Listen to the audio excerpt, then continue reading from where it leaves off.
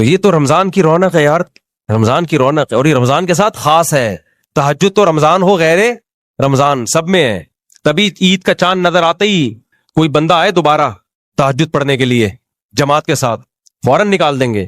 اگر وہ دلیل بخاری میں آتا ہے نبی نے تہجد جماعت سے پڑھی ہے، فوراً کیا کہیں بھائی گھر میں پڑھیے 2-4 افراد کے ساتھ. یہ 8-10 افراد نہیں ہیں اپنے، نکلو پتلی گلی سے. تراویح گئی تو یہ تہجد نہیں ہے، یہ وہ نماز ہے جو رمضان کے ساتھ کیا ہے، خاص ہے. اس لیے اس کو نام الگ دیا ہے. اور میں نے علماء دیوبند نے یا بریلویوں نے نہیں دیا، یہ حنفیوں شافیوں نہیں، اسلاف نے نام دیا اس کو. یہ نام نبی کے دور میں نہیں تھا، نماز تھی الگ سے اسپیسیفک، جس کو حضرت عمر نے ایک منظم شکل دی. بعض لوگ یہ بھی کہتے ہیں کہ حضرت عمر خود تو نہیں پڑھتے تھے تراویح مسجد میں.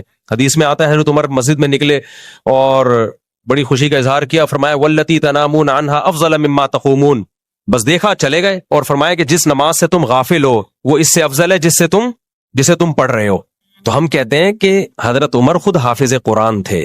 یہ بھی اجماع ہے کہ جو حافظ قرآن خود قرآن دہرا سکتا ہے اس کے لیے افضل یہی ہے کہ وہ حافظ کے پیچھے پڑھنے کے بجائے اپنی الگ سے نماز پڑھے. اسی پہ حضرت عمر تو حافظ تھے، ان کے لیے تو افضل یہ تھا کہ اپنے گھر میں الگ پڑھیں وہ، یا الگ جماعت کرائیں اپنے گھر میں. تو ہم تو غیر حافظوں کو کہہ رہے ہیں کہ مسجد میں تمہیں حافظ نہیں ہو تو حافظوں کے پیچھے پڑھ لو. آپ نے حافظوں کو بھی غائب کر دیا اور بالکل ہی آپ نے انکار ہی کر دیا اس کا. دوسری بات یہ کہ اسی حدیث سے پتہ چلتا ہے کہ تہجد الگ ہے، تراویح الگ ہے. تبھی حضرت عمر نے کیا فرمایا، واللتی تنامون عنہا افضل مما تقومون. جس نماز سے تم غافل ہو، جو نماز تم پڑھ رہے ہو تو جس سے تم غافل ہو وہ اس سے بھی زیادہ افضل ہے. کیا مطلب تہجد اس سے بھی زیادہ افضل ہے. تو اس کا حضرت عمر تہجد کو تراویح سے کیا کر رہے ہیں، بولو نا، الگ کر رہے ہیں. اور یہ کہتے ہیں کہ تہجد تراویح ایک ہی ہے. تو اس حدیث سے تو پتہ چل رہا ہے کہ تہجد الگ ہے، تراویح الگ. اب یہاں ایک سوال پیدا ہوتا ہے، اتنا تو پتہ چل گیا کہ تہجد افضل ہے، تراویح کیا ہے، بولو کم افضل ہے. تو خوب سمجھ لیں، بعض دفعہ ایک چیز کم افضل ہوتی ہے لیکن اس کی تاکید زیادہ ہوتی ہے. بعض دفعہ ایک چیز افضل ہوتی ہے لیکن اس کی تاکید کیا ہوتی ہے، کم ہوتی ہے. جیسے آپ فجر کی 2 سنتیں پڑھتے ہیں، فجر سے پہلے 2 سنتیں، تاکید اس کی زیادہ ہے، ثواب تہجد کا زیادہ ہے. ظہر سے پہلے 4 سنتیں پڑھتے ہیں، سنت موقدہ ہیں، تہجد سنت موقدہ نہیں ہے، ثواب تہجد کا زیادہ ہے. لیکن تہجد چھوڑ دو قابل ملامت نہیں ہو، سنت موقدہ چھوڑ دو قابل ملامت ہو. ہمیں جس اہتمام سے صحابہ سے تراویح کی جماعت ملتی ہے اور رمضان کے ساتھ، اور نبی صلی اللہ علیہ وسلم کے بار بار آپ کے ارشادات، من قام رمضان من صام رمضان، جو رمضان میں قیام کرے، رمضان میں روزہ رکھے، قیام رمضان سیام رمضان، قیام پتہ چلا وہ قیام جو قیام رمضان کے ساتھ خاص ہے. تو صحابہ نے اس کو تراویح ہی کو قرار دیا ہے. اس لیے علماء کہتے ہیں سنت موقدہ ہے. تو اصل فضیلت تہجد کی ہے، لیکن تراویح سنت موقدہ ہونے میں اس کی فضیلت کیا ہے، تہجد سے زیادہ. اس کو جزوی فضیلت کہتے ہیں، ایک خاص چیز میں تراویح کی فضیلت زیادہ ہو گئی ہے. اور اس حوالے سے دیکھا جائے کہ تہجد میں صحابہ جو قرآن پڑھتے تھے، آج لوگ تراویح میں خود قرآن نہیں پڑھ سکتے. قرآن کے سننے اور خاتمے کے اعتبار سے بھی، قرآن کے ختم قرآن کے اعتبار سے بھی تراویح کی فضیلت تہجد سے کیا ہے، زیادہ ہے. کیونکہ اکثر لوگ حافظ نہیں ہیں، وہ تہجد میں قرآن تھوڑی ختم کر پاتے ہیں، سمجھتا نہیں ہے. لیکن تو ہمارے پاس سب سے بڑی بات یہ کہ دیکھو، عوام کو میں ایک آسان بات کرتا ہوں، تمہیں دلائل سمجھ میں نہیں آتے نا، تم ان اسکالرز کو سنتے ہو، تم یہ تو مانتے ہو نا ابو حنیفہ کا علم اور تقوی ان سے زیادہ، انہوں نے صحابہ کی زیارت کی. امام شافعی نے تابعین کی زیارت کی، ان کا علم بھی زیادہ، ان کا تقوی بھی زیادہ. امام احمد امام بخاری کے استاذ ہیں، امام شافعی امام احمد کے استاذ ہیں. امام مالک تو ایسے امام ہیں جن کے بارے میں بہت سارے علماء قائل ہیں کہ جو حدیث میں آتا ہے نا کہ مدینہ میں ایک عالم پیدا ہوگا جس کی طرف دنیا آئے گی، جمہور اس کے قائل ہے کہ اس سے امام مالک مراد ہیں، جنہوں نے تابعین کی زیارت کی. اتنے بڑے بڑے اسکالرز جن کو 99% دنیا نے فالو کیا ہے. تو میں صرف عوام سے پوچھتا ہوں، ان کی عقل قرآن و حدیث کو سمجھنے میں زیادہ ہے یا آج کل کے اسکالرز کی؟ لوگ فوراً کہتے ہیں ہم کسی امام کو نہیں مانیں گے، ہم حدیث کو فالو کریں گے. بھائی آپ امام کو حدیث کے مقابلے میں نہ لے کر آؤ، یہ گڑبڑ کر، یہ لفاظی ہے. ہم کہتے ہیں حدیث کی ایک ایکسپلینیشن ہے، ایک ایکسپلینیشن غامدی صاحب کر رہے ہیں، ایک فلاں پروفیسر کر رہا ہے، ایک فلاں شخص کر رہا ہے، ایک فلاں مولانا کر رہا ہے، اور ایک ایکسپلینیشن ہے جو چاروں اماموں نے کی ہے بالاتفاق. تو ہم اس عوام کو کہیں گے اس ایکسپلینیشن کو مانو جو چاروں امام کر رہے ہیں، ان کے فالوورز بھی زیادہ، اور اس دور میں فالو کیا جب علم کا دنیا میں غلبہ تھا.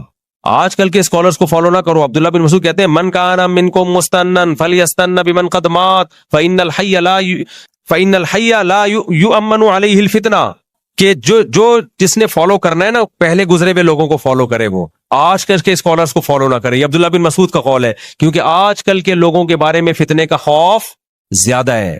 ان کے بارے میں زیادہ ہے کہ وہ کسی فتنے میں مبتلا ہوں گے. تو عبداللہ بن مسعود اپنے بارے میں کہہ رہے ہیں. تو آپ آج کل کے دور کے اسکالرز کو کیسے ان پر یعنی ان کے برابر لا سکتے ہو؟ سمجھتا ہے کہ نہیں سمجھتا ہے؟ تو آپ کہہ سکتے ہو پھر ہم چاروں اماموں کو کیوں فالو کریں؟ ہم ان سے بھی پہلے لوگوں کو فالو کریں. ان چاروں اماموں نے اپنے سے پہلے لوگوں ہی کو فالو کر کے فقہ کو مرتب کیا. کوئی نئی چیز مارکیٹ میں یہ لوگ نہیں لے کر آئے ہیں. ان چاروں نے عبداللہ بن مسعود کے اس قول پر عمل کیا ہے. سمجھ رہے ہو کہ انہوں نے مرتب کیا ہے فقہ کو. تو یہ بات 20 دفعہ بتائی جا چکی ہے, کھوپڑی شریف میں آتی نہیں. آپ اگر اسلام پہ باقی رہنا چاہتے ہو نا, آپ کے پاس ان 4 اماموں کے علاوہ کوئی راستہ نہیں ہے. ورنہ ایک ایسے جنگل ہے نا, ہر آدمی ہر اسکالر قرآن و سنت کے نام پہ کوئی گدھے کو حلال کرے گا, کوئی کتے کو حلال کرے گا, کوئی جناب آگے جا کے 3 طلاقوں کو ایک کہے گا, کوئی کہے گا 3 ایک بھی نہیں ہوتی, کوئی کہے گا طلاق سرے سے ہے ہی نہیں, کوئی کہے گا خلا کا عورت کو ہر وقت اختیار ہے, جیسے مرد دے سکتا ہے عورت بھی دے سکتی ہے, کوئی کہے گا یتیم پوتے کی بھی اسلام میں میراث ہے. ہوا ہے نا ایوب خان کے دور میں مذہبی اسکالر آئے تھے, انہوں نے کہا کہ بیٹا مر گیا, آپ کا سگا بیٹا موجود ہے تو وہ جو پوتا ہے اس کو بھی وراثت ملے گی. تو بہت کچھ اجماع کے خلاف. پھر کچھ اسکالر ایسے بھی آئیں گے جو کہیں گے عورت صفا مروا میں دوڑے گی. ناصر البانی نے فتویٰ دیا کہ عورت دوڑے گی صفا مروا میں. انہوں نے کہا حدیث دکھاؤ کہ کہاں لکھا ہے کہ نہیں دوڑے گی. ہم کہتے ہیں چاروں اماموں کا فیصلہ نہیں دوڑے گی. تو امت اسی پہ آ رہی, کہہ رہے ہیں بھائی 4 امام کیا ہوتے ہیں, حدیث دکھاؤ.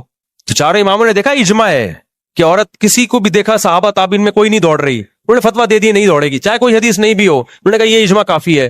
البانی رحمہ اللہ نے کیا کہا, بھائی حدیث تو نہیں ہے, تو ان کا فتویٰ ہے باقاعدہ کہ عورت کیا کرے گی صفا مروا میں, دوڑے گی. تو یہ سب چینج ہوگا آہستہ آہستہ. تو امت کو تباہی سے بچانے کا آپ کے پاس ایک ہی راستہ ہے, اور بھائی صدیوں سے جو فقہ قانونی شکل میں مرتب ہو گیا نا, اسی پہ رہنا ہے. دائیں بائیں گئے تو بے لگام اونٹ. ایک نے, میں نے ڈاکٹر اسرار رحمہ اللہ کی فضیلت پہ بھی بیان کیا نا, تو میں نے کہا ڈاکٹر اسرار کا ایک اچھا کارنامہ تھا, ایک نیا فقی مسلک نہیں نکالا انہوں نے, انہی فقہا کے پابند رہے جو پہلے چلے آ رہے ہیں. کسی نے لکھا کہ جب تک یہ مولوی لوگوں کو فقہی پابندیوں سے نہیں نکالیں گے نا, مسلمان قوم ترقی نہیں کرے گی.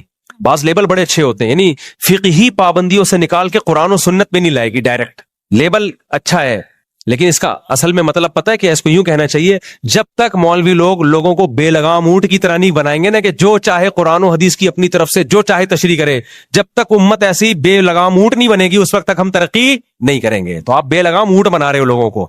جو اٹھتا ہے قرآن و سنت کے نام پہ کوئی بھی مارکیٹ میں فتویٰ لے آتا ہے, اسے کہا جائے کوئی ریفرنس دو کس فقی کا یہ فتویٰ, کہہ رہے ہیں فقہ شکا کو نہیں ہم مانتے, فقہ شکا کو نہیں, ہم فقہ کو نہیں مانتے. تو اس کا مطلب سارے گھاس کھا رہے تھے, اب آپ مارکیٹ میں آئے. تو ایسا نہیں ہوتا میرے بھائی.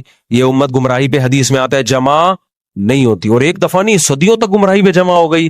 میری کھوپڑی اس بات کو کائنڈلی نہیں مانتی.